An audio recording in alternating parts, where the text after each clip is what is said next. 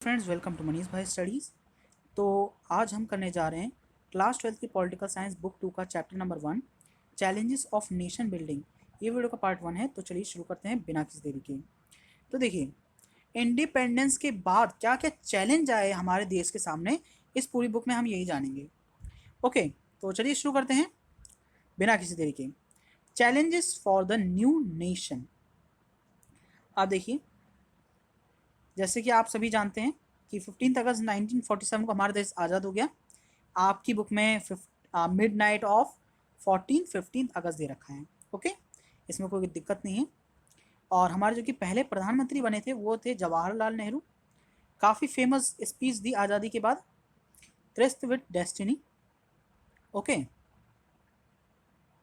तो देखिए, अब हमारे देश को आज़ाद होने से पहले कई सारे लोगों की कई सारी विचारधारा थी कि हम लोग ऐसा करेंगे वैसा करेंगे। मतलब आपकी भी कभी बार जब आप छोटे थे तो फिर आप क्या कहते थे कि हम कभी आईएएस ऑफिसर बनेंगे, हम आईपीएस ऑफिसर बनेंगे, या तो डॉक्टर बनेंगे, या तो कोई बिजनेस अपना करेंगे। इस टाइप की चीज़ें थी, एक्टर बनेंगे, क्रिकेटर बनेंगे, ऐसी कई सारी चीज़ें थी आपके मन में। तो इसी तरीके से जब आज़ादी से पहले कई लोगों की कई सारी विचारधाराएं थी, लेकिन दो एकदम सेम थी। और वो कौन सी थी कि इंडिपेंडेंस के बाद हम अपनी जो कि अपना देश है वो डेमोक्रेटिक बनाएंगे, यानी कि डेमोक्रेटिक गवर्नमेंट हमारे देश को लीड करेगी। ओके, और जो कि हमारी गवर्नमेंट होगी वो सभी के लिए काम करेगी, खाली एक सेक्शन के लिए नहीं, खाली एक कम्युनिटी के लिए नहीं, खाली एक रिलीजन के लिए नहीं, खाली एक कास्ट के लिए नहीं।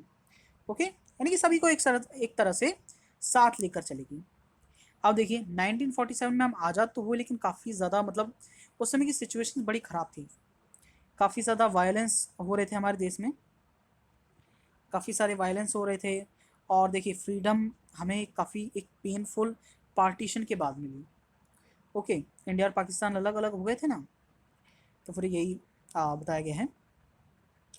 अब देखिए, हमारे देश के पास जो कि चैलेंजेस थे, वो सबसे पहले चैलेंजेस आए to shape the nation that was united. अब देखिए, जब आज़ाद हो गया देश, अब जो कि राज्य हैं वो अपना अपना अलग अलग देश बना सकते थे, लेकिन इससे जो है ना हमारा देश एकदम आ, छित्र बित्र हो जाता है, यानी कि एकदम ही टूट जाता। जैसे कि आप यहाँ पर देख सकते हैं कि ये जो कि आप येलो हिस्सा देख सकते हैं, ये तो था ब्रिटिश इंडिया, और जो कि आप ब्लू ब्लू देख सकते हैं ये था प्रिंसली स्टेट्स। यानी कि ये लोग, इन लोगों के पास इतनी शक्ति थी कि ये लोग अपना एक अलग देश बना सकते थे।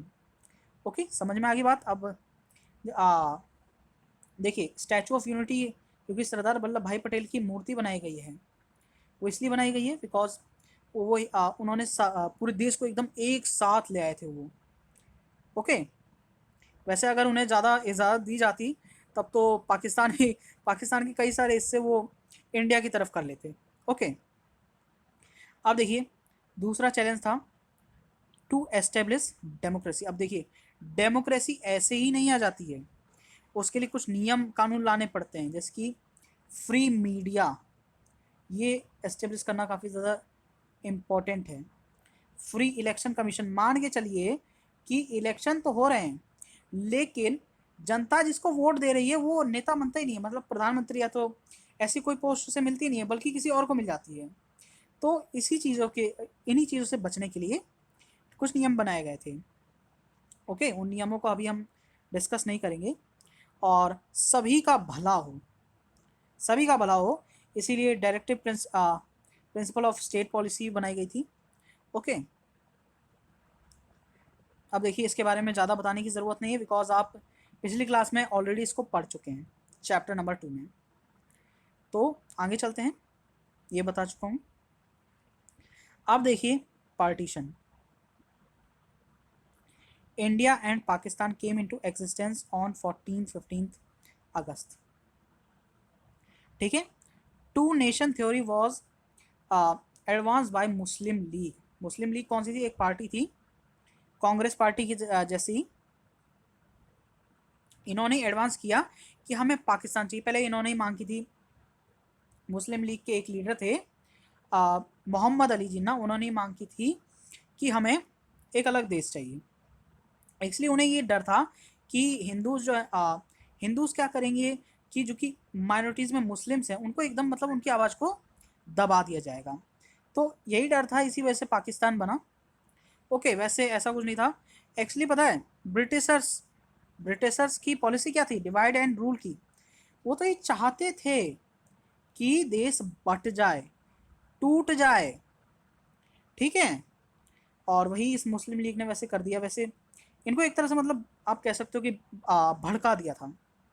ओके, अब कांग्रेस पार्टी एकदम इसके अगेंस्ट थी, समझ रहे हैं बात को। और यहाँ पर कुछ देखिए ये पॉसिबल कैसे हो पाया, क्योंकि 1940s में पहले से कुछ पॉलिटिकल डेवलपमेंट्स हो गई थी। ओके, और मैं आपको बता दूं कि जो कि कांग्रेस पार्टी है और मुस्लिम लीग है, उसमें उस समय क्या होता था, इनमें कंपटीशन चलता रहता था। ओके, तो चलिए आगे बढ़ते हैं। प्रोसेस ऑफ पार्टीशन, इसमें हम देखेंगे कि क्या क्या दिक्कतें थी, पार्टीशन क्यों नहीं मतलब बेहतरीन तरीके से हो पाया। ओके, अब देखिए मोहम्मद अली जिन्ना ने ये कहा था कि जितने भी मुस्लिम मेजॉरिटी एरियाज़ हैं वो आप हमें दे दो। लेकिन कमाल की बात यह है कि कोई भी मुस्लिम मेजॉरिटी एरिया था ही नहीं, सिवाय वेस्ट और ईस्ट को छोड़कर। ओके, यहाँ पर देख सकते हैं आप मैप में, ये इस वाले हिस्से, ये जो कि ग्रीन कलर का है, और इस हिस्से को छोड़कर कुछ था ही नहीं। ओके, अब आप देखें, अब आप कहेंगे कि ये देखिए बुक वन में हमने ये डिस्कस कर चुका है कि बांग्लादेश पहले पाकिस्तान का हिस्सा था। अब मैं आपको एक एक बेहतरीन चीज़ बताने वाला हूँ कि जब इंडिया और पाकिस्तान बने थे ना, तो सारे देशों को लग रहा था कि इंडिया चल नहीं पाएगा, लेकिन पाकिस्तान पे उन्हें पूरा भरोसा था कि वो चलेगा, क्योंकि वो इस्लामिक स्टेट है। और हमारा क्या था कि हमारे देश में इतनी सारी डाइवर्सिटीज थी कि सभी को लग रहा था कि चल ही नहीं पाएगा। लेकिन 1972 में बांग्लादेश इनसे छिन गया, ठीक है, और हमारा देश अभी तक यूनाइटेड है, समझ रहे हैं बात को। और जब इंदिरा गांधी के समय 1972 में इसको आज़ादी मिली थी, उस समय इसके आज़ादी के आड़े अमेरिका तक आ गया था। अमेरिका भी पहले पाकिस्तान की फेवर में रहता था। वो तो जब पाकिस्तान ने ओसामा बिन लादेन को अपने घर में रख लिया, फिर उसके बाद वो थोड़ा भड़क गया उससे। ओके, फिर उसके बाद अमेरिका को भी पानी पिला दिया था हमारे देश ने। एक्चुअली रशिया बीच में आ गया था। ओके, अब देखिए सेकंड दिक्कत क्या थी। सेकंड ये दिक्कत थी कि ज़्यादातर मुस्लिम स्टेट्स वहाँ पर जाना ही नहीं चाहते थे। ओके, यानी कि एक तरह से वो बंटवारा चाहते नहीं थे, बिकॉज देखिए सभी को ये पता था कि जब तक हम लोग एक रहेंगे ना, हमें कोई मतलब हरा नहीं सकता है। ओके, अब देखिए खान अब्दुल गफ्फार खान, ये जो कि ये एक अनडिस्प्यूटेड लीडर थे नॉर्थ वेस्टर्न फ्रंटायर प्रोविंस के। इनको फ्रंटायर गांधी भी कहा जाता है। ये पेपर में पूछा जा सकता है कि फ्रंटायर गांधी कौन थे। ओके, अब इन्होंने तो एकदम ही मना कर दिया था कि पाकिस्तान में नहीं जाएंगे, सॉरी, पाकिस्तान में नहीं जाएंगे। और लेकिन क्या हुआ कि इनकी आवाज़ को दबा दिया गया, और फिर उसके बाद तो आप जानती हैं, फिर पाकिस्तान मतलब फिर उसके बाद यहाँ जो कि ये नॉर्थ वेस्टर्न फ्रंटायर प्रोविंस थी, ये पाकिस्तान के अंडर आ गई। अब देखिए थर्ड और फोर्थ पॉइंट क्या थे। अब देखिए दो ऐसे मुस्लिम मेजॉरिटी स्टेट्स थे, पंजाब और बंगाल, जिसमें एक बहुत बड़ा एरिया ऐसा था जहां पर नॉन मुस्लिम्स मेजॉरिटी में थे। ओके, अब इसलिए इसको स्टेट वाइज तो डिवाइड नहीं किया जा सकता कि पंजाब आप रख लो, बंगाल भी आप रख लो, ऐसा तो नहीं हो सकता था। तो फिर इसलिए पंजाब के कुछ हिस्से ही दिए जा सकते थे जहाँ पर मुस्लिम मेजॉरिटी है, और बंगाल के भी कुछ हिस्से दिए जा सकते थे जो कि मुस्लिम मेजॉरिटी है। ओके, अब देखिए इससे फोर्थ पॉइंट भी आ गया, problem of minorities on both side. Problem किसको हुई? माइनॉरिटीज़ को, पाकिस्तान के भी और हिंदुस्तान के भी। अब देखिए पाकिस्तान में क्या हुआ कि वहाँ के माइनॉरिटीज़ कौन थे? हिंदू और सिख जो कि लोग होते हैं, उन्हें तड़पाया गया, उन्हें मतलब परेशान किया गया। और यहाँ पर कौन थे? मुस्लिम्स में जो माइनॉरिटी में थे, तो इसलिए यहाँ पर मुस्लिम्स को सताया गया। और मैं आपको एक बात बताऊँ, जब ये डिवीज़न होना था ना पंजाब और पाकिस्तान का, ये आज़ादी के दिन नहीं हो पाया था। ओके, तो इसलिए कुछ लोगों को तो ये पता ही नहीं था कि हम लोग पाकिस्तान में हैं या तो हिंदुस्तान में हैं।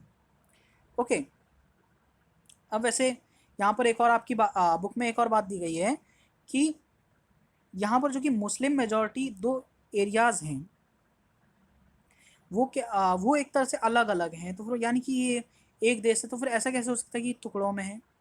ओके, मतलब एक तरह से टुकड़ों में बट गया था।